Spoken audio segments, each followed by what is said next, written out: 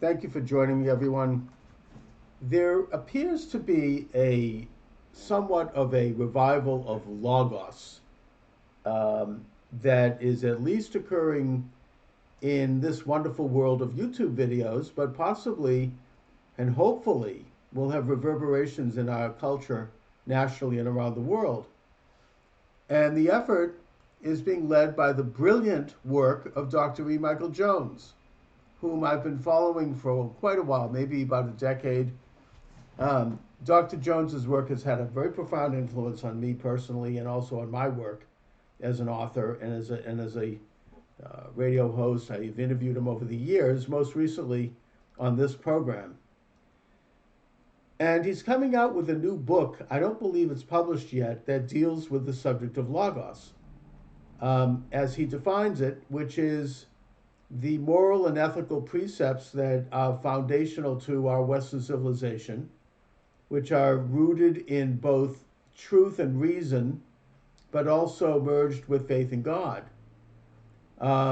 He derives it from the ancient Greek term, which he connects quite accurately to the Gospel of John in the New Testament, and this is where he develops what I think is a very unique idea, one that is not atypical of him, because he's done a lot of work in the area of philosophy and thought that is unique and that is amazing, in that he links it to the ministry of Jesus and the messiahship of Jesus as being the merge between the logos of reason and the logos of faith, and that this was the gift to all of mankind and the foundation of the West.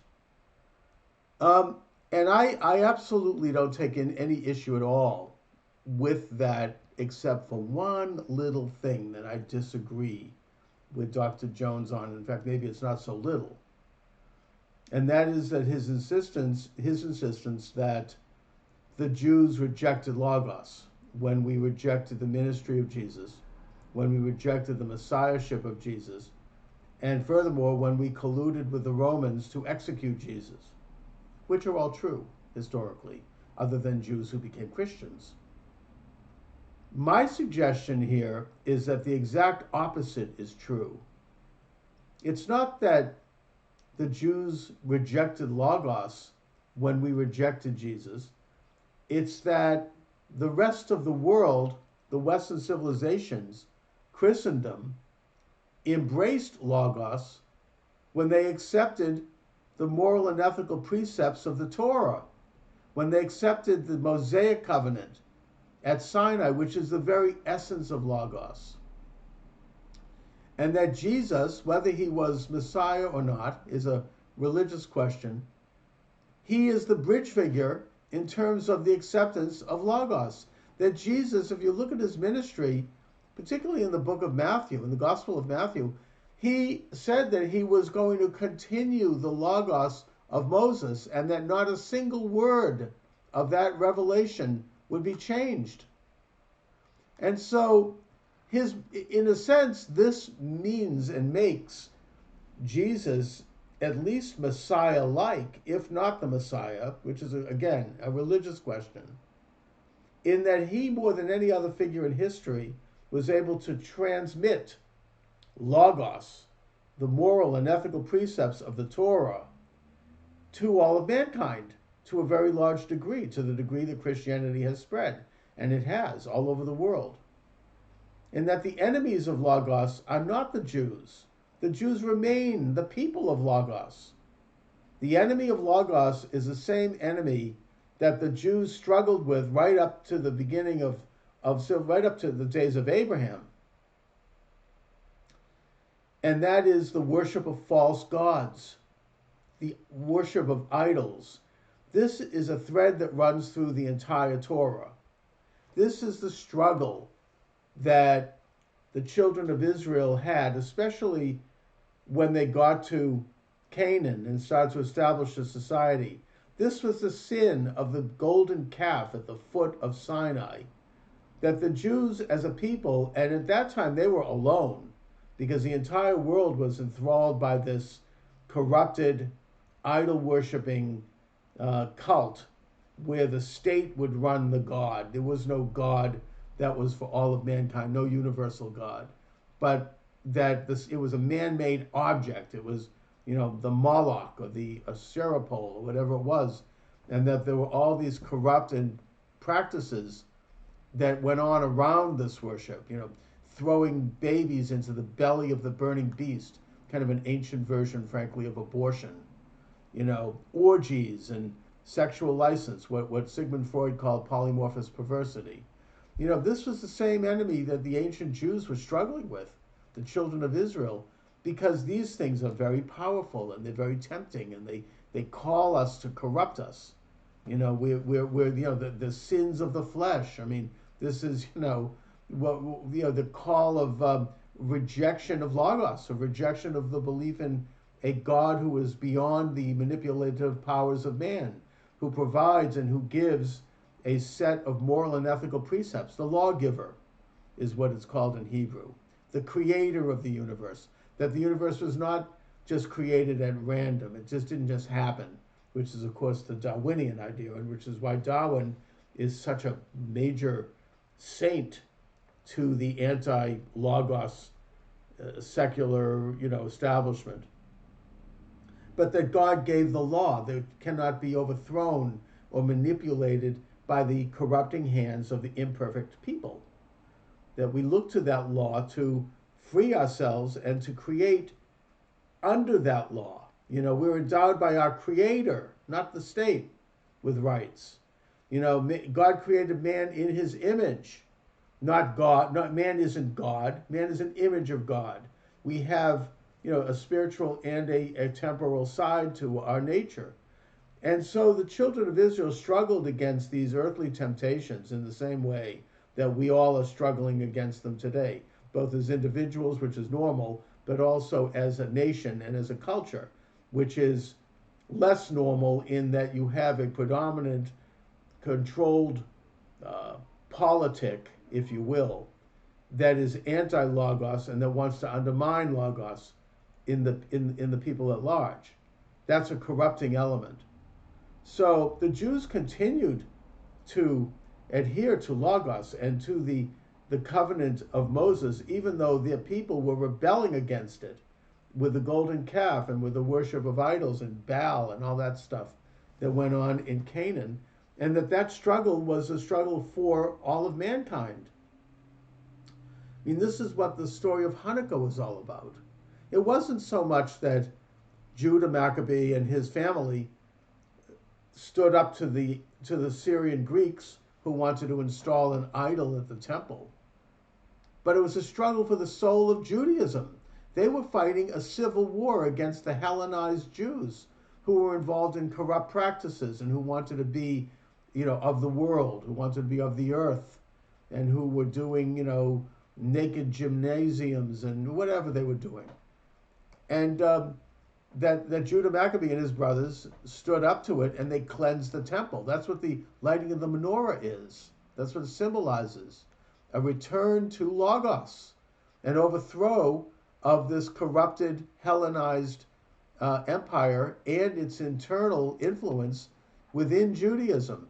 And the fact that they did this is something to celebrate, not only on the surface in terms of that it reestablished the very holy concept of political sovereignty, which is something that the Torah does get into, but it also reestablished Logos among the people so that they could then carry that on, and that would eventually result in the ministry of Jesus. It wouldn't have been happened had it not been for Judah Maccabee and their taking back the Logos for the children of Israel.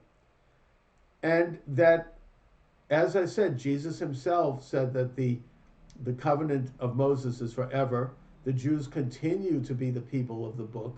We continue to embrace Logos in terms of believing in the moral and ethical precepts of the Torah, that these are divine, that these are how we are to guide our lives and how we are to advance as human beings, and that we are still at war internally with, I get into this in my book, Left-Wing Anti-Semitism. It's a big subject, but suffice it to say that we have been seriously damaged by the advent of a false messiah called Shabtai Zvi. Shabtai Zvi was a 17th century false messiah who, by the way, was the exact opposite of Jesus. He was satanic. Jesus wanted to uphold the Torah. He wanted to uphold the moral and ethical precepts of the Torah, which is why Christianity holds the Old Testament as the Word of God. You know, they grafted it into their own beliefs. And instead, Shabtai Zvi wanted to overthrow the Old Testament of the Torah by inverting it, by perverting it. He would take everything in the Torah and he would do the opposite.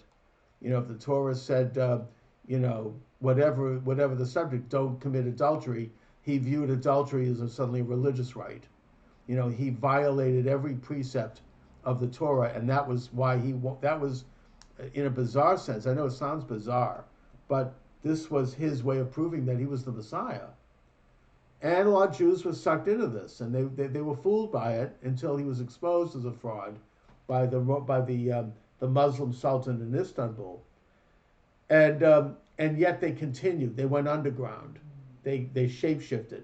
And in the 18th century, they had a disciple of Shabtai Zvi in Europe by the name of Jacob Frank, who furthered this secretive agenda, this subterfuge of Judaism. And they have taken the high ground in Judaism today to a large extent. They are the ones who control much of the Jewish establishment. You know, groups like the ADL, quite frankly, I don't want to single them out, but, Jewish groups and Jewish radicals, they're the ones that gave birth to the Jewish embrace of Marxism.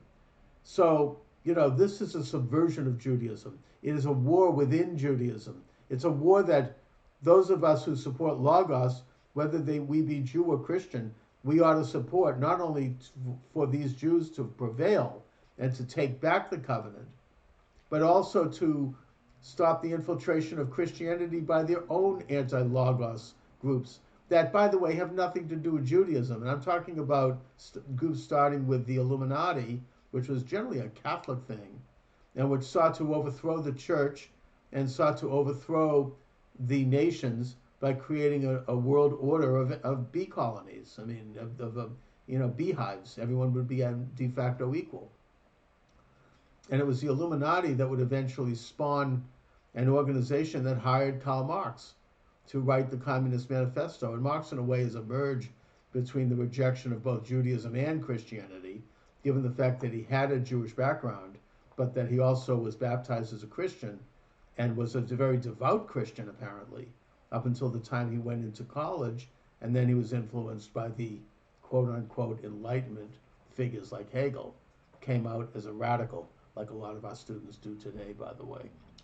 Anyway, my one criticism, again, of Dr. Jones's work is that he says that the Jews rejected Logos when we failed to convert to Christianity. I say the opposite is true. It is Christianity that embraced Logos with the ministry of Jesus, and that Logos emanated from Sinai, and that's what we need to struggle for today. So anyway, I'll leave it there, and I want to thank you for joining me today. Please subscribe to my channel. I need to build up my subscriptions. It's free. You can either join or not join anytime. You can drop out. You'll get special editions, and that being my YouTube channel. And listen, thanks so much for watching, everyone. Have a great afternoon.